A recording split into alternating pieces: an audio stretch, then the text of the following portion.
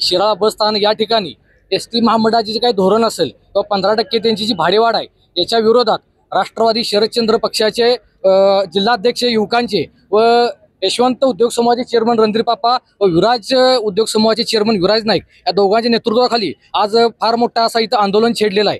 तर नेमक्या यांच्या प्रमुख मागण्या काय आहेत हे आपण यांच्याकडून जाणून घेऊया। दादा नमस्ते। नमस्कार। आज जे आपण विद्यार्थी असतील किंवा ग्रामस्थ असतील किंवा पदाधिकारी असतील यांच्यासह आपण इतक्या मोठ्या पद्धतीचं आंदोलन छेडलेलं आहे, नेमक्या आपल्या प्रमुख मागण्या काय आहेत? आज प्रामुख्यानं शिराळासारख्या डोंगरी तालुक्यामध्ये जिथं विद्यार्थ्यांची संख्या, शिराळ हे तालुका ठिकाण आणि हे शिराळचा आपला आगार आणि इथं जास्तीत जास्त मुलं वाडी वस्तीवरून शिराळ्याला शिक्षणाच्या दृष्टिकोनातून येत असतात।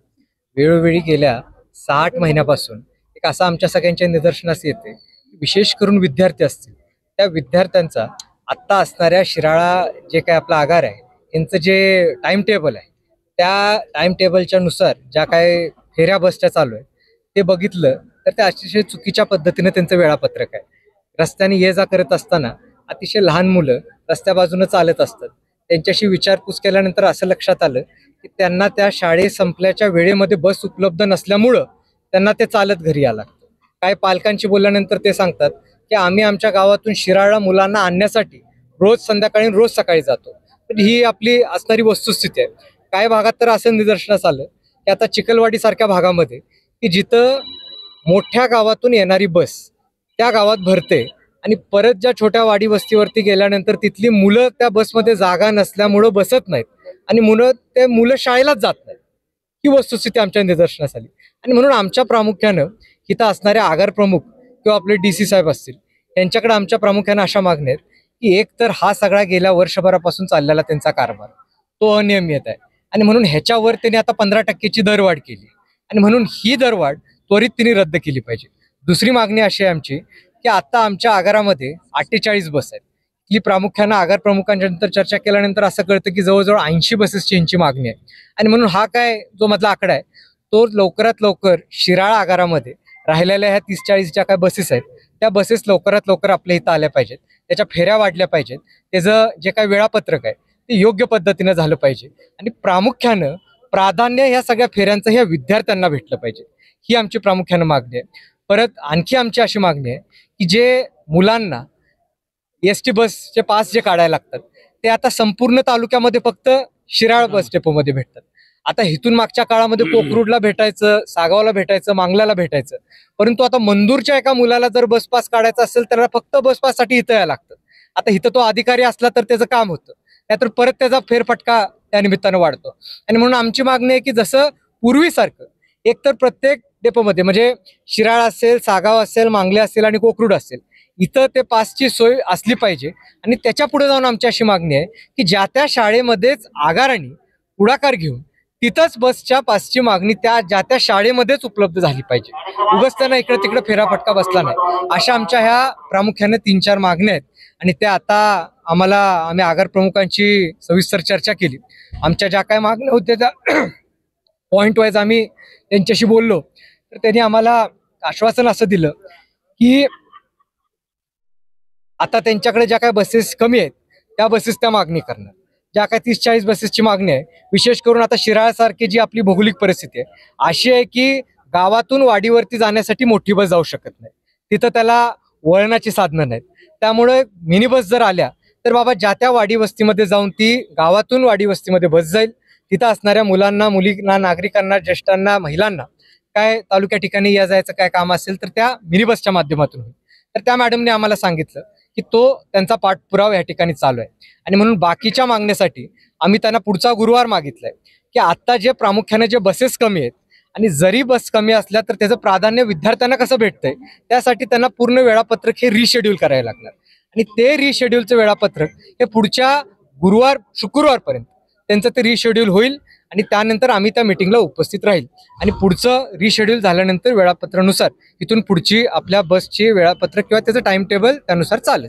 दादा आपला आता डोंगरी भाग आहे, आपण ज्यावेळेला कर भरत असतो शासनाला त्यावेळेला सगळ्यांना समान कर आहे किंवा टॅक्सेस भरताना सगळे समान भरतो, मग शहराला सुविधा वेगळ्या आणि ग्रामीण भागाला सुविधा वेगळ्या, अशी शासनाची कुठे दुटप्पी भूमिका असं वाटतं आपल्याला? नाही, आता ग्रामीण भागामध्ये आम्ही त्यांच्याशी चर्चा करत असताना त्यांनी आम्हाला सांगितलं की कुठंतरी आपल्या शिराळ हा ग्रामीण आणि एक बघायला गेलं तर तसा लांब आपला तालुका, आणि म्हणून त्यांचं असं मत आलं की आम्हाला बस फेऱ्या इथं वाढवता येणार नाहीत, कारण की ते आम्हाला परवडणार नाही, आमचं ते उत्पन्न तेवढं होणार नाही.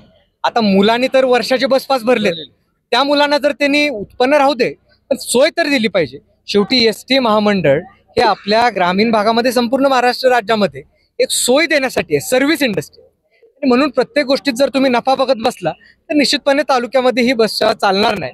आणि म्हणून विद्यार्थ्यांचे जे पास आहेत त्या पास नुसार तर किमान तिथं बस आल्या पाहिजेत, ही आमची अपेक्षा आहे. आपण समाधानी आहात का? आता येणाऱ्या गुरुवारी त्यांनी सांगितलेलं आहे त्यांच्या ज्या काही येथील मागण्या मान्य होतील असं आपल्या अपेक्षा वाटते. नाही, आता आम्ही आंदोलन बंद केलेलं नाही, आम्ही होल्डवर ठेवलं.